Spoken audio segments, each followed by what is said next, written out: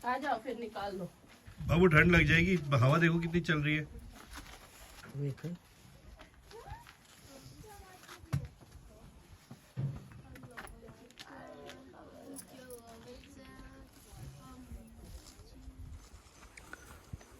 हम वॉक करने जा रहे हैं।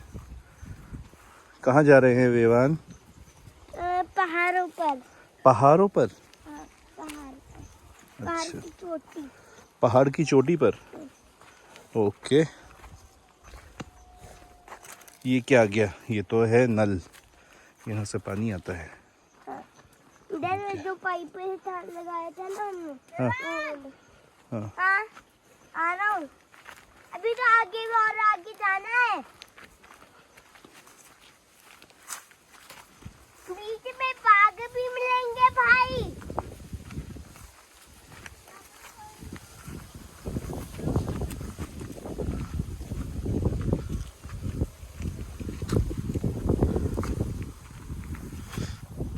ऊपर जा रहे हो आप? हाँ, ऊपर जाना है। ऊपर जाना है? हाँ चलो। चलो फिर ऊपर ही चलते।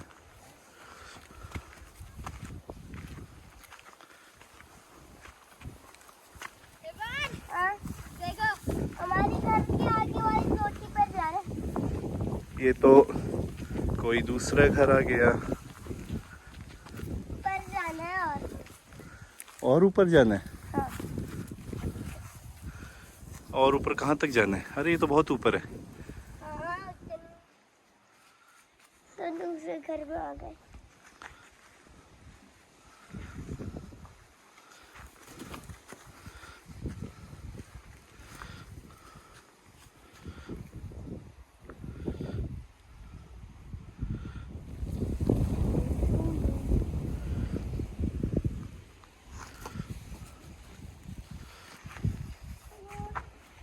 चला जाओ ऊपर चलते हैं।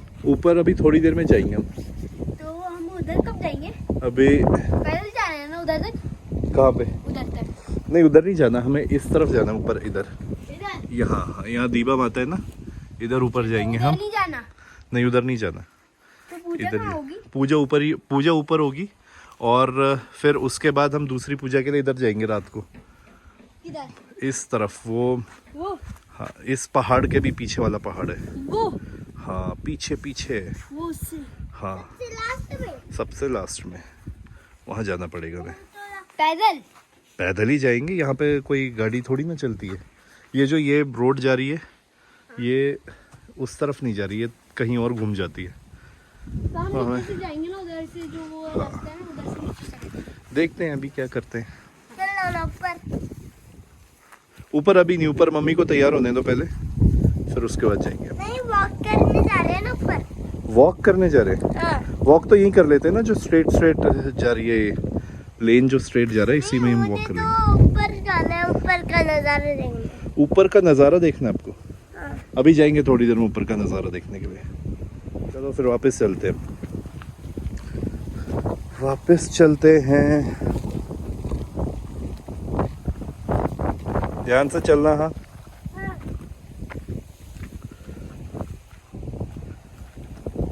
बाद में तो हमको मंदिर जाना है। हाँ, मंदिर। हाँ, मंदिर भी जाएंगे बाद में।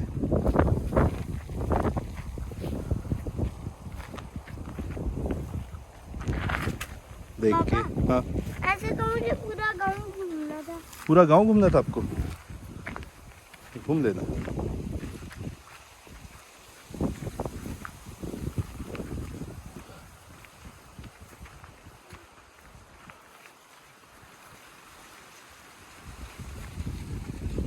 अरे अपने पापा ही।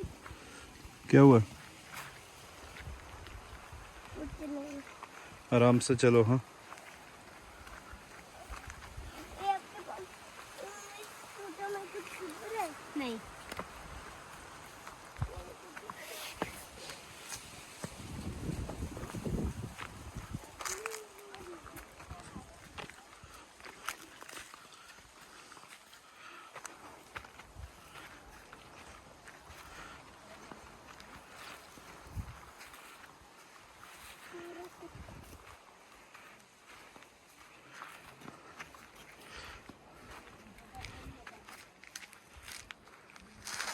हाँ ना, छोटे बच्चे बहुत मुश्किल से चढ़ पाते हैं, लेकिन बोला नहीं मैं और आपने शूज भी नहीं पहने? आज चप्पल क्रॉक्स नहीं? देता हूँ ये बहुत ताकत है। लेकिन बस आपको नहीं उठा पाऊंगा। और मैं सर में नीचे गिर गई तो और मैं तो उठा पाऊंगी? नहीं आप और पापा को नहीं उठा पाऊंगा। तो उठा पाऊंगी। मैं बस पप्पी को उठा पाऊंगा। और अजीत को? हाँ अजीत को उठाना नहीं? तो फलो क्या कोई रास्ता बंद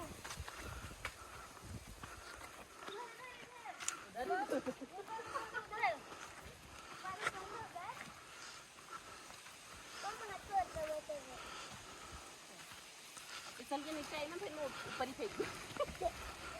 बॉल भी कितना काफी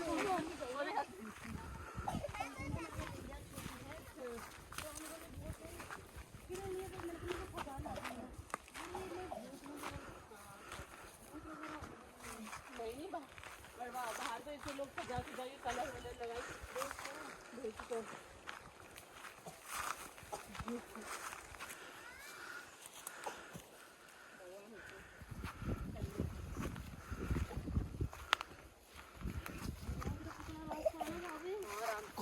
आराम से आना।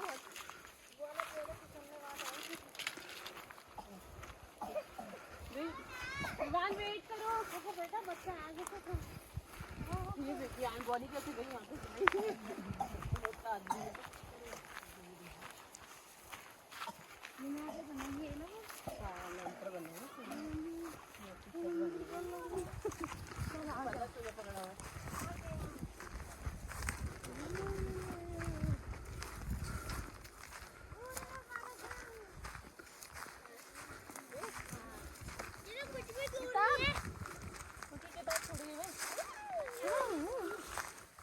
आराम से वहाँ पे खेलना मत कुछ भी। हाँ हाँ यहाँ से भाभी वापस जाते हैं लोग, यहाँ से उतर भी जाते हैं। उतर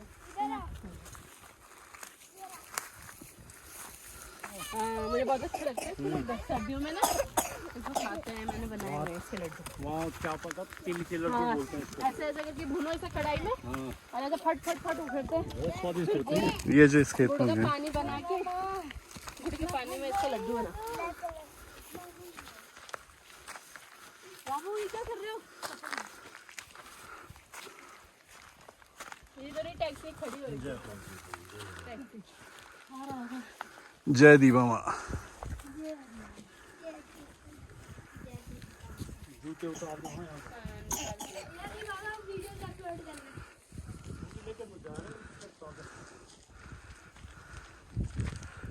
मैंने सबसे पहले इधर उतारी थी। इधर उतर। मैं लिखूं।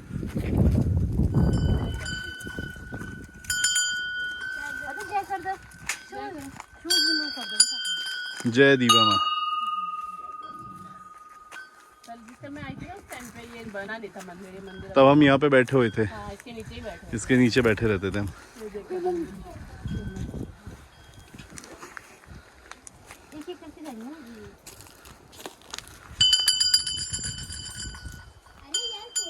आप सबको इस गांव की और इस जगह की इन्फॉर्मेशन देने के लिए यहाँ पे जो लोग हैं जो काफ़ी टाइम से बसे हुए हैं, उनमें से एक मेरे मामा जी भी हैं जो कि आपको यहाँ की इन्फॉर्मेशन देंगे। ये हमारा प्राचीन दीवा माता का मंदिर है। ये भैरवनाथ का मंदिर है और ये पेड़ थोड़ा सूख गया है, लेकिन वो सामने नया पेड़ उग रहा है और इसको माना जाएगा। और यहाँ का इतिहास ये है, कम से कम 2-2.5 साल पुराना ये मंदिर यहाँ पे बना हुआ है। मंदिर का भी यहाँ निर्माण हो चुका है। यहाँ पे ऐसा मान्यता है कि 200-250 साल पहले यहाँ हमारे पूर्वज आए थे और वो इस अपने कुल देवी को यहाँ पे लाए थे। तो ये हमारी ग्राम देवी है, पूरे गांव की रक्षा करती है और ये चारों तरफ हमारा गांव फैला हुआ है और पूरे गांव की ये दीवा माता रक्षा करती हैं। और ये पूरा जो है एरिया सारा हमारे गांव का है। काफ़ी पुराना 200-250 साल पुराना ये गांव बसा हुआ है। और इस गांव के बारे में कहा जाता है कि जो खाटली की बड़ी दीवा है उन्हीं की छोटी बहन यहाँ पे ये दीवा माई के रूप में स्थापित है। और ये उनके सहायक भैरवनाथ जी हैं, बाबा भैरवनाथ देवी हैं। और इस पेड़ के ऊपर श्री नागराज भी वास करते हैं। और ये 3 देवता मिल करके हमारे गांव की रक्षा करते हैं और हमारे पूरे गांव की इसमें खासियत है। तो इन दीवा को यहाँ पे बसाया गया था या ये दीवा शुरुआत से ही यहाँ पे विद्यमान है? नए दीवा को बसाया गया था यहाँ पे। जब ये पूर्वज आए थे, ये लोग यहाँ पे खाना बदोश थे और इनका मुख्य काम था मवेशियाँ पालना और चरवाहों के तौर पे चारे की तलाश में दूर दूर तक जंगलों में भटकते थे। और यहाँ इन्हें अच्छा ये जंगल दिखे, चारा दिखा इनकी मवेशियों के लिए, पशुओं के लिए, तो इसलिए यहाँ पे स्थापित हो गए। तो इन्हें लगा कि कोई हमारी देवी ऐसी होनी चाहिए जो हमारी रक्षा करेगी, यहाँ पे हमें बुरी आपदाओं से बचाएगी। तो इसलिए इस देवी को उन्होंने यहाँ पे आवाहन किया और ये दीवा माई उनके आह्वान पे यहाँ पे स्थापित हुई और रक्षा करती हैं पूरे गांव की। फोटो खिंचाने के नाम पे तुम चोरी कर रहे हो, पता है?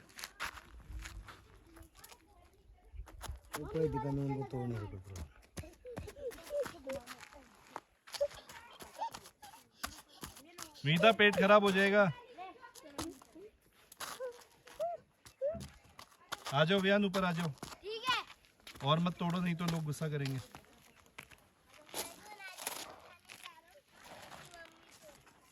एक ही तोड़ा है मैंने। भाभी बड़ा तोड़ा है? बड़ा नहीं, बड़ा कहाँ है, एक तोड़ा है। मैं 3 लाई पर तीनों ज्यादा खा। मैंने वो दाग पड़े हुए हैं यार, दाग। कोई नहीं, आ जाओ, यही मिलेंगे अब। आ जाओ, बस आ जाओ, इससे पहले अब तुम्हें कोई पकड़ ले। आ जाओ।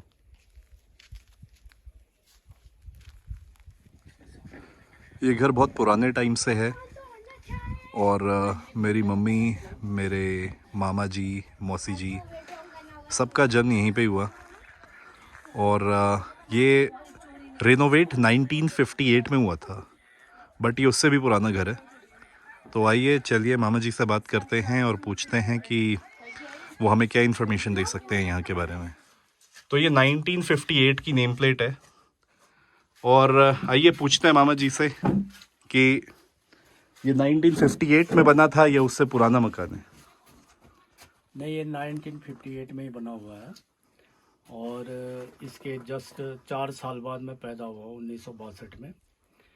और मेरे से ये 4 साल पहले ये मकान बना। और ये हमारे स्वर्गीय श्री कर्नल साहब जी जो BSM थे, तो उन्होंने ये इसका निर्माण करवाया था 1958 में। और ये जो सामने दूसरा मकान नज़र आ रहा है, ये इसके बारे में हमें बिल्कुल इसका इतिहास नहीं पता। हमने ऐसे ही देखा जब से आंखें खोली। और हमारे पिताजी भी कहते हैं कि ये बहुत पुराना मकान था। तो इसको कम से कम 150 साल हो गए हमें इसको बने हुए। और जस्ट ये मकान मेरी पैदाइश से 4 साल पहले का बना हुआ है। तो आजकल जैसे मकान जो है वो ब्रिक्स के बनते हैं, सीमेंट के बनते हैं और भी कई बिल्डिंग मटेरियल के बनते हैं। इस मकान को बनाने में कौन कौन से इंग्रेडिएंट लगे हैं, कौन कौन सा बिल्डिंग मटेरियल लगा है? इस मकान को बनाने के लिए उस ज़माने में सीमेंट या ये सब शहरी चीज़ें होती थी और शहरों में भी बहुत मुश्किल से ये मिलता था। लेकिन यहाँ पहाड़ों में इस तरह कोई परिवहन की सुविधा नहीं थी। तो यहाँ के जो ये संसाधन थे, जैसे पत्थर यहाँ आसानी से उपलब्ध है और मिट्टी जो चीनी मिट्टी होती है वो भी आसानी से उपलब्ध हो जाती है। तो जिस तरह वहाँ पे शहरों में ईंट को चिपकाने के लिए बदरपुर और सीमेंट का इस्तेमाल किया जाता है, इस तरह यहाँ पर पत्थरों को चिपकाने के लिए चीनी मिट्टी का इस्तेमाल किया जाता है। और करीब 16 इंची 18 इंची की दीवारें बनाई जाती हैं पत्थर की। हाँ, ये जैसे हम देख सकते हैं पिलर जो है ये बहुत ही ज़्यादा मोटे पिलर है। तो ये शायद जो चट्टान के पत्थर होते हैं, ये शायद उन पत्थरों का बना है, क्योंकि ये ईंटों का तो नहीं बना दिख रहा है। नहीं, ये पत्थरों से पत्थर तराश के मिस्त्री लोगों ने बना रखे हैं ये। और इसके बीच में पक्का कंक्रीट भरा हुआ है, पत्थरों से कूटी कंक्रीट। और ये पिलर से भी, जो लोहे के पिलर बनते हैं उनसे भी काफ़ी मजबूत है। और इसके ऊपर आप 4 मंजिल और खड़ी कर सकते हैं, कोई दिक्कत नहीं है, इतने मजबूत पिलर हैं ये। तो ये बताइए यहाँ पे खेती बाड़ी क्या होती है, किस तरह की फसल होती है, किस तरह की सब्जियां होती है? यहाँ पर खेती बाड़ी पुराने ज़माने में तो सभी चीज़ें होती थी, जैसे धान हुआ, और आजकल शीत ऋतु में गेहूं की फसल होती थी, गेहूं, जौ। और जो खरीफ की फसल होती है वो उसमें ज्वार, बाजरा, धान, और कई किस्म की दालें, जैसे तुअर की दाल, बारीक राजमा, और मसूर, काली उड़द, ये सब इस तरह की दालें हुआ करती हैं। और कोई कोई मतलब चने की भी खेती करता था। और आजकल तो ये सब जंगली जानवर, चारों तरफ जंगल हो गए, यहाँ से पलायन बहुत हो गया है, और अब लोग इतना इंटरेस्ट नहीं लेते खेती बाड़ी में। लेकिन जो लोग यहाँ पर बसे हुए हैं, जिनका कोई शहर में रोज़गार नहीं है, वो लोग अब भी खेती बाड़ी करते हैं यहाँ पे। तो मुख्य रूप से ये लोग यही परंपरागत खेती करते हैं, जो पुराने ज़माने से चली आ रही है, नया कुछ नहीं करते। यही आपने अभी जंगली जानवरों के बारे में बात करी, तो मैं ये जानना चाहूँगा और सभी हमारे व्यूअर्स ये जानना चाहेंगे कि किस तरह के जंगली जानवर यहाँ पे पाए जाते हैं, और क्या उनसे किसी को जान माल का कोई खतरा है? हाँ, यहाँ पर जो बड़े हिंसक पशु भी मिलते हैं, और मुख्य रूप से बंदर और जंगली सुअर का यहाँ पे काफ़ी आतंक है। जो भी फसल और ये फलदार पेड़ों से बंदर तमाम अखरोट, मौसमी, और ये जितने भी मौसमी फल होते हैं सबको चुरा के खा लेते हैं। और सुअर जो है वो खेतों में बड़े बड़े गड्ढे खोद देते हैं, जो भी खेतों में फसल लगती है उसको खा जाते हैं जंगली सुअर। इसके अलावा यहाँ पे बाघ और तेंदुए का भी आतंक रहता है। तो शाम को 7 बजे अंधेरा होने के बाद कोई आदमी यहाँ पर बाहर नहीं निकलता, और अगर कहीं किसी कारणवश कहीं जाना पड़ जाए यहाँ पैदल, तो मतलब 2-3 आदमी साथ चलें तब जाके, यहाँ पे अकेला आदमी नहीं जा सकता, उसको किसी हिंसक पशु का से डर रहता है। और काफ़ी मतलब यहाँ पे मुश्किल जीवन है, इसलिए है कि यहाँ पे जंगल बहुत हो गया है, पेड़ पौधे इतने सारे उग गए हैं, जिस तरह आप देख रहे हैं सामने चीड़ के बहुत वृक्ष हैं, और जंगल ही जंगल हो गया। और इंसान तो आप वैसे मूलतः तो दिल्ली के निवासी हैं, और क्योंकि दिल्ली में आपको रहते हुए बहुत समय हो गया है, आप 1980 से दिल्ली में आ चुके थे, और तब से आप दिल्ली में रहते हैं। तो आप यहाँ पे कितनी बार आते हैं, और फिर जब आप यहाँ पे आते हैं तो आपको कैसा मैनेज करना पड़ता है चीज़ें, क्या क्या आपको परेशानियाँ आती है, क्या क्या दिक्कतों का सामना करना पड़ता है, और आपने आज तक ये मकान किस तरह से मेंटेन करके रखा हुआ है? मैं जब पहले शुरू में मैं रोज़गार की तलाश में दिल्ली चला गया था, तो वहाँ पे रोज़गार था, तो तब इतने मतलब वो नहीं थे, तो मेरे जो बच्चे थे, मिसेज वगैरह और बच्चे यहाँ पे पढ़ते थे और यहीं पे रहते थे। तो मैं हर तीसरे महीने या 6 महीने में यहाँ आता रहता हूँ। लेकिन अब जबकि अब मैं रिटायर हो चुका हूँ, लेकिन अब भी मैंने यहाँ आना जाना नहीं छोड़ा। लेकिन अब काफ़ी दिक्कतों का सामना करना पड़ता है, क्योंकि अब यहाँ पर कोई नहीं रहता, और मकान काफ़ी जर्जर हालत में हो गए हैं। तो इनकी मेंटेनेंस करवानी पड़ती है हर दूसरे, तीसरे या 6 महीने में आकर के। और जब भी मैं आता हूँ तो यहाँ पर काफ़ी दिक्कतें रहती है, क्योंकि चारों तरफ मकड़ी के जाले लग जाते हैं, और काफ़ी साफ़ सफाई में वक्त निकल जाता है। तो उससे पहले कोई मजदूर लगा के यहाँ की सफाई करवानी पड़ती है, तब जाके आप हफ्ते 10 दिन यहाँ पे रह सकते हैं।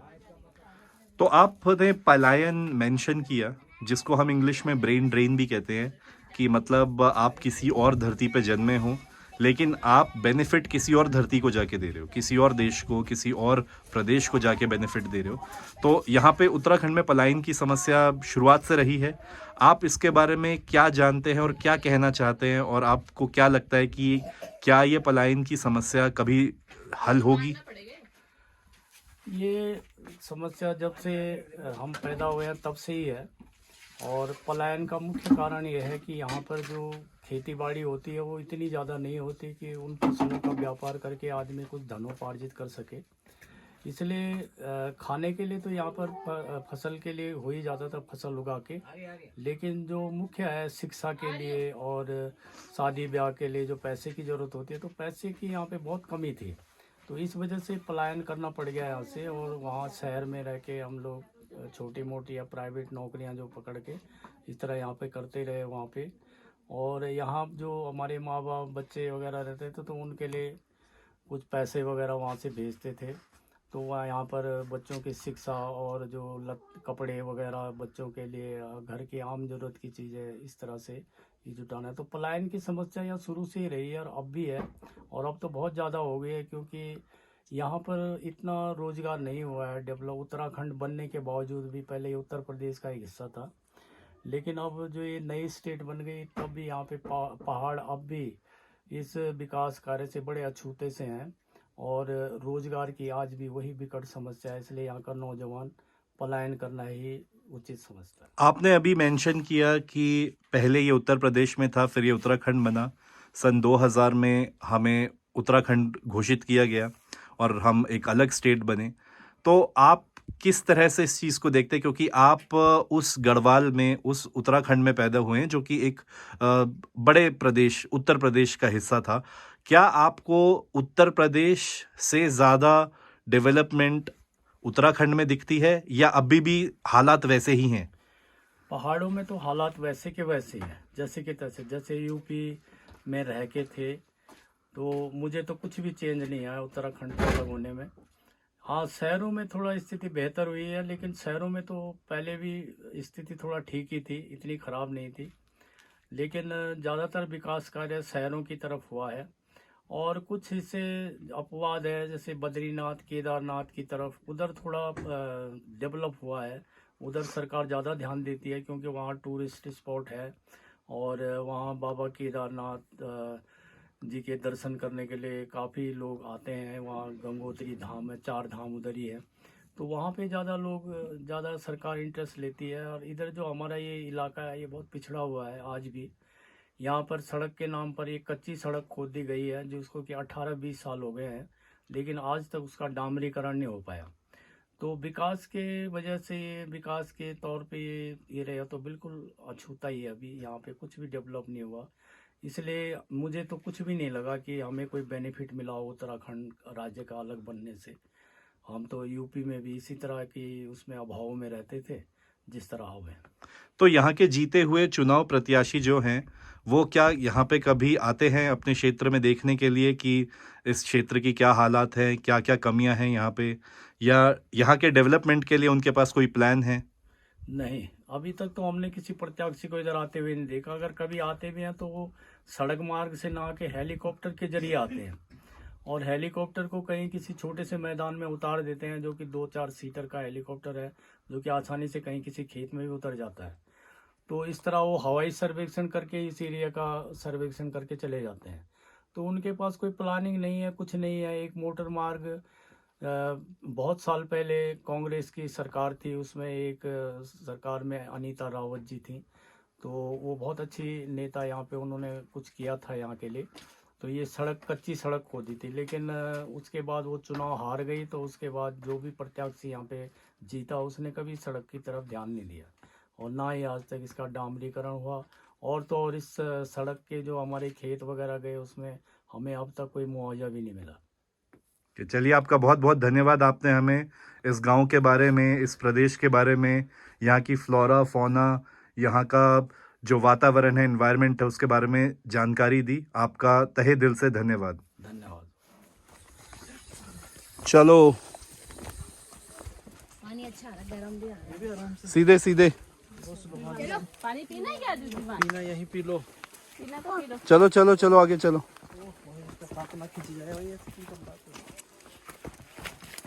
कंडली पे हाथ नहीं लगाना, फिर मुझे चोट लगती।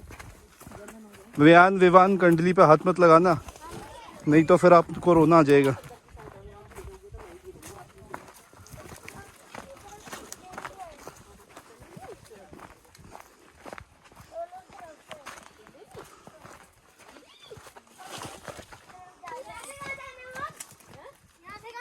जाते रहना, मैं जाने रास्ते जा रहा है। ये इधर? हाँ, पता नहीं।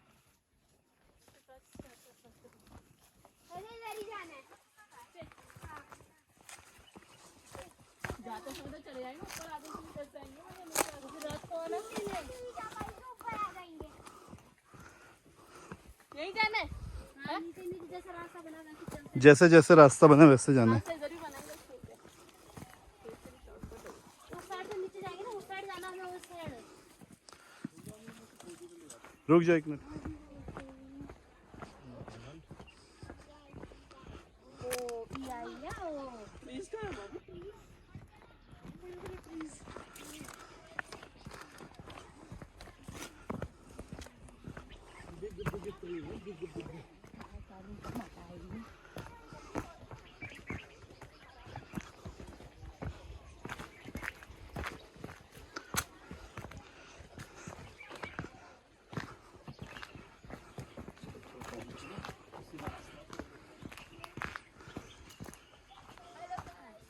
रास्ता आगे तक। थोड़ी मैं अरे बेटा रुको सांस ले लो भी जरा। यही चढ़ाई थी जो थी।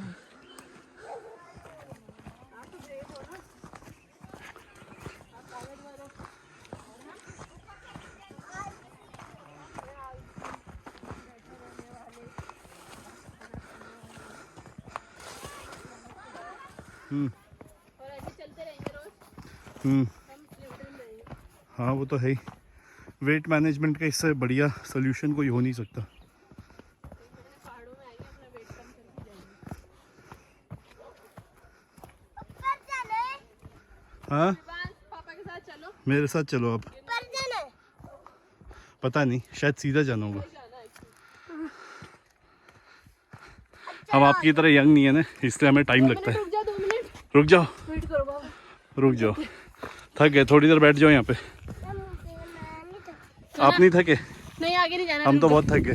2 मिनट रुको। नहीं थके? 2 मिनट बैठ जाओ बस फिर चलेंगे।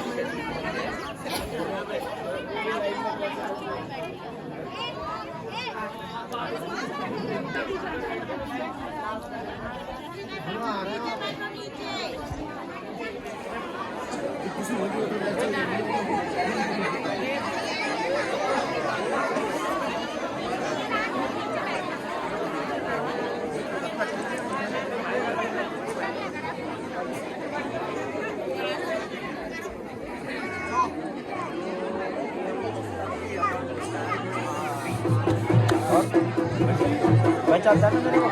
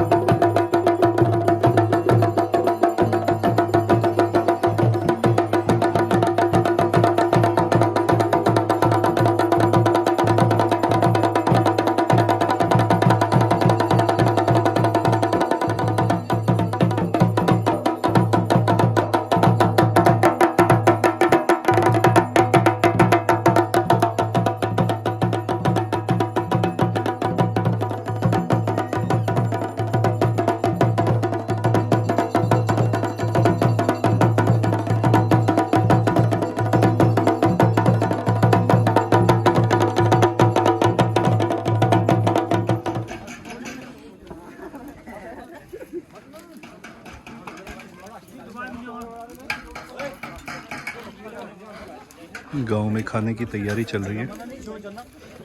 सब लोग मिलजुल कर खाना बना रहे हैं और फिर ये सब गांव वाले और आपस जो इधर उधर के गांव वाले हैं उन सब के साथ शेयर किया जाएगा।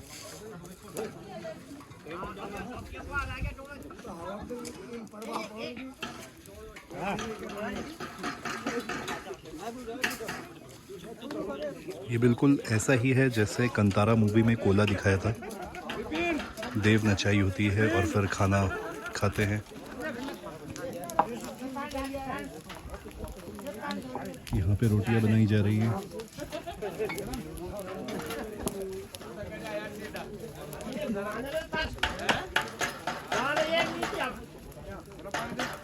और भी सब्जी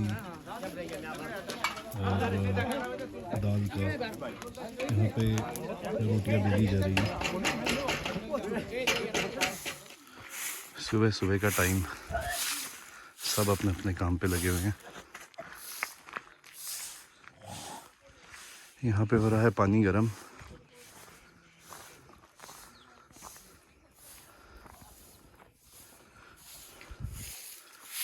कुछ लोग टूथब्रश करते हुए। अभी धूप नहीं आई है, मेरे ख्याल से आधे घंटे में धूप आ जाएगी। यहाँ पे इस तरफ से आएगी धूप। चलिए देखते हैं नाश्ते में क्या है।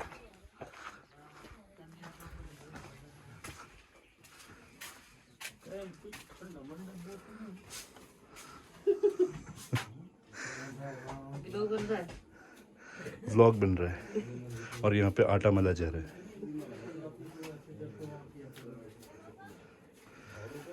और यहाँ पे कुछ लोग नाश्ते का वेट करते हुए। कुछ लोग क्या मंडोड़ा बैठे हैं, कुछ लोग अपने कम्बल की तय करते हुए अपना कम्बल दिल्ली ले जाते हुए। कोई लोग इधर सकला मकला बैठे हैं, सकला मकला बैठे हैं इधर। गंडोड़ा इधर बैठे हैं। एक गंडोड़ा बैठा है। जाने की तैयारी हो गई है। अब हमारे गढ़वाली रिवाज के अनुसार ये टीका फिटाई लगाई जाएगी क्योंकि हम सब यहाँ पे मेहमान हैं।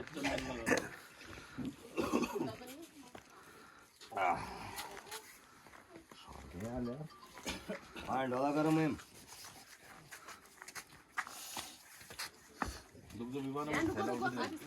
इधर करो मुंडी इधर करो। नमस्ते करना, नमस्ते करो। नमस्ते नमस्ते करके पैर भी छूटे।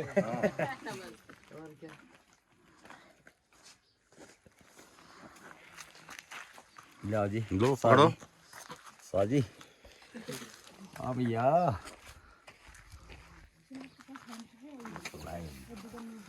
हेलो जी, कपड़े कर लग जाएंगे। अरे ये क्यों दे रहे हो मामा जी? अरे अरे मामा जी, अरे कुछ नहीं है, अरे समझ गए। अरे नहीं बिल्कुल, अरे सम बिल्कुल। अरे ये तो आशीर्वाद अरे थैंक यू बोलो। मैं तो आ रही क्यों आया ऐसे नहीं बात सुन तो सही मेरी बात। क्या बात है? बच्चों को दे दिया ना कुछ नहीं चू। शुरू करो, खाना शुरू करो। बाहर पे लगा बेटे ये उमा बाहर पे।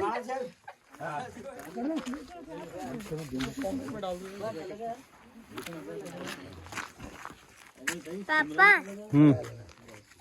मैंने एक ना वहाँ वाली कंडली को हाथ लगाया। नहीं, कंडली को हाथ नहीं लगाते, मैंने आपको बोला था ना।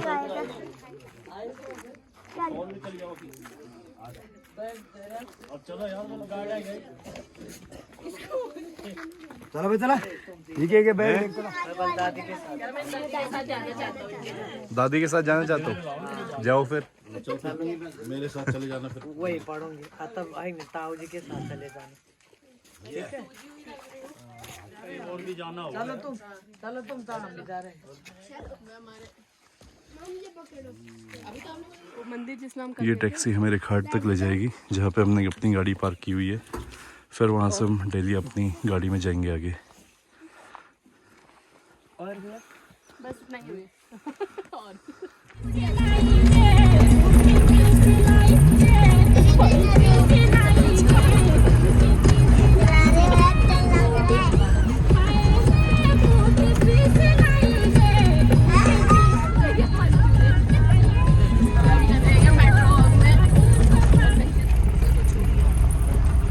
किसी का फोन छूट गया शायद।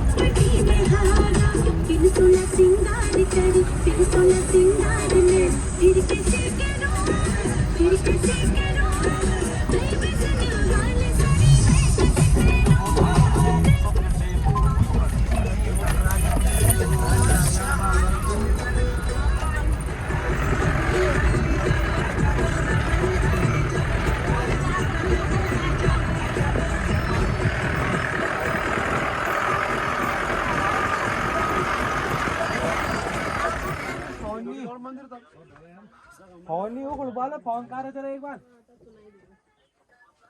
मूंगफली की पन्नी थी फोन में कुछ नहीं हाँ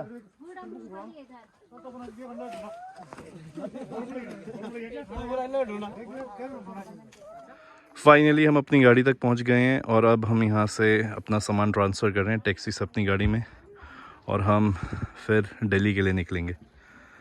तो गाड़ी की कंडीशन कुछ इस तरह है, बहुत सारा पाला गिरा हुआ है इस पे, which is called as dew in English, it's DEW। So you can see it is a nightmare to see my car like this, but it is what it is. I'll start my journey soon. Let's see how it looks from inside.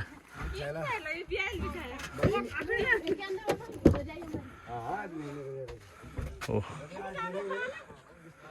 so cold.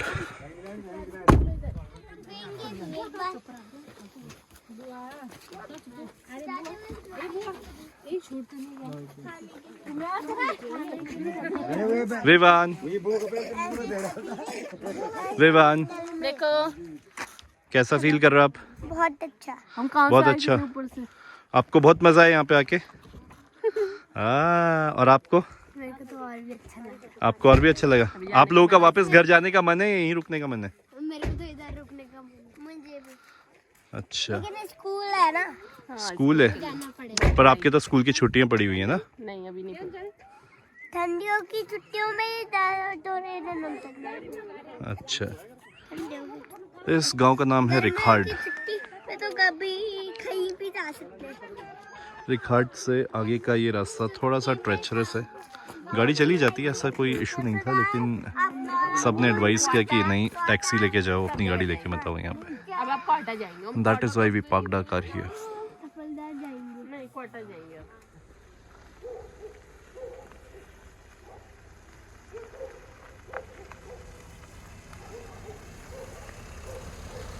Bye bye.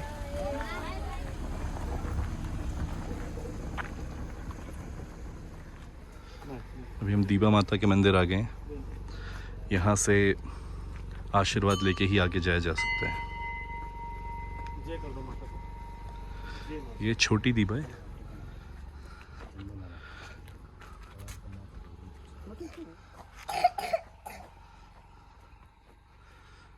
पर्यावरण पर करो विचार, इसी में है जीवन का सार, पर्यावरण का रखे ध्यान, सभी करे प्रकृति का मान। गढ़वाल वन विभाग प्रभाग Pauri.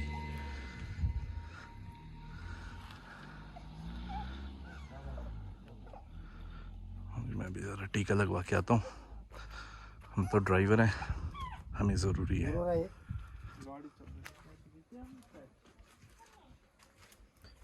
Hello hello cat, how are you? Hello, aren't you beautiful?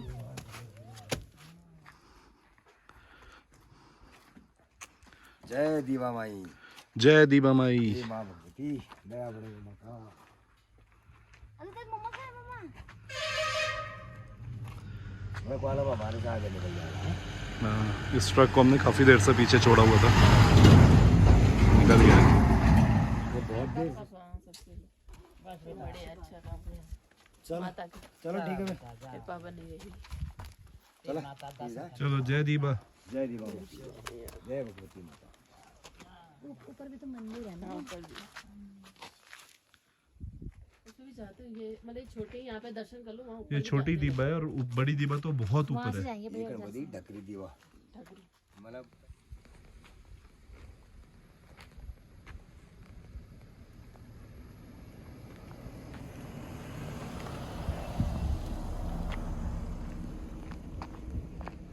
ये सारे ट्रीज हैं।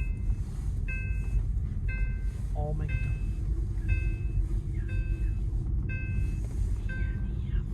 यहाँ से जड़ा खान होगा मेरे ख्याल से आधे घंटे का रास्ता है या 1 घंटे का? आधा घंटा आधे घंटे का होगा ना। अब लिस्ट गया दुमाकोड़ा फिर जड़ा खान थे। हाँ पहले आएगा डिस्ट्रिक्ट खेत, फिर दुमाकोट और फिर जड़ा खान। जड़ा खान बस 2 बैंड लिस्ट गया 2 दुमाकोड़ के 1 मिनट के ना हो ना।